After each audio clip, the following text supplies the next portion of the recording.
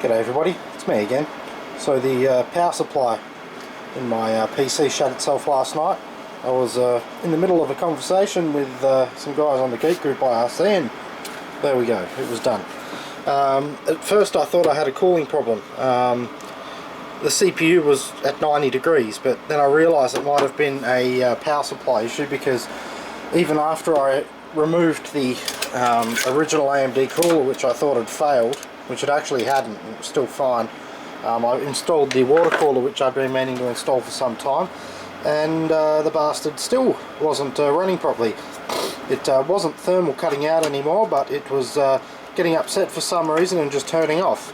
And then one time I was using it just last night, like I was saying, and I heard a funny come from the amplifier system, which sounded a bit like some kind of mains interference or crossover, and then I heard a thump from the power supply and it shut down. So to cut a long story short, I went out and bought this Thortec 850 watt. It seems like a very well built unit. I've read some of the reviews online, they're very positive. Has some interesting features.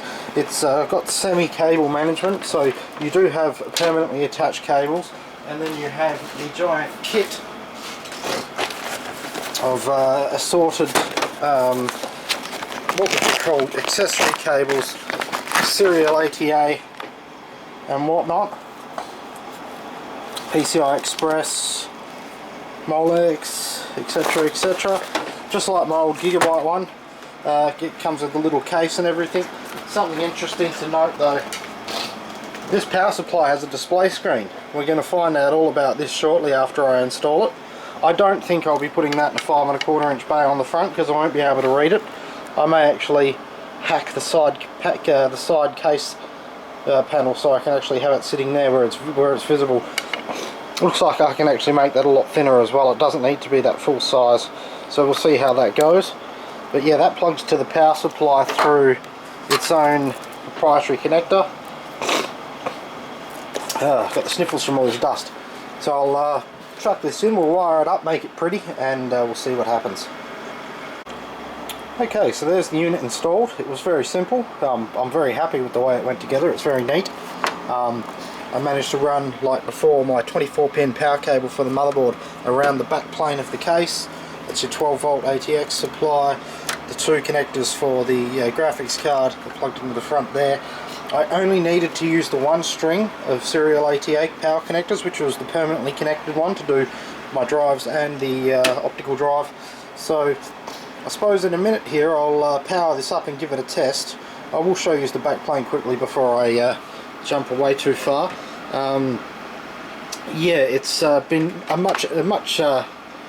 surprisingly easy and straightforward installation, I should say. Haven't had any issues so far. So I'll just pause this for a sec. I'll show you guys the back plane. Now there's the back plane. Not so messy, could be a lot worse. I've built a lot worse myself. So basically all of them are just going to sit flat under the cover. I've already had a check, there is enough clearance, it's all going to be nice. And basically, yeah, like I said, so far very happy, straightforward install, and very shortly we'll give this power display a test once I've got it all back together and working.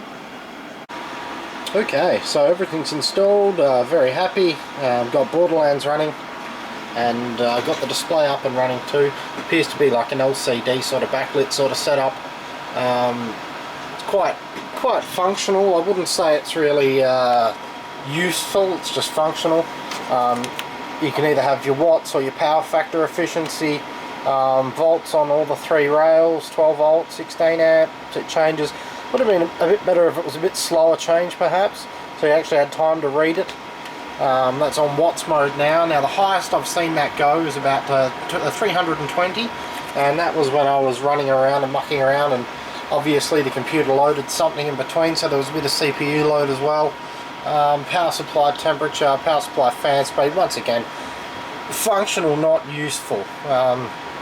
Yeah, but other than that, happy that the PC isn't dead. The water cooling is working very well. That pipe is physically warm to the touch, while the return one is physically cold, so the radiator must be working even though there's very little airflow through it. So overall very happy. Like I said, I was thinking about modding the case to put that in the side where it's visible, but I've noticed it's annoyingly bright, so at night time you do want to be able to shut it away somewhere, so having it behind the door won't be such an issue, I don't think. Anyway, that's it. I thought you guys might find that a little interesting. Oh, my hard drive light's working nicely there, flashing every now and then there. Nice. Anyway, there we go. Thanks for watching.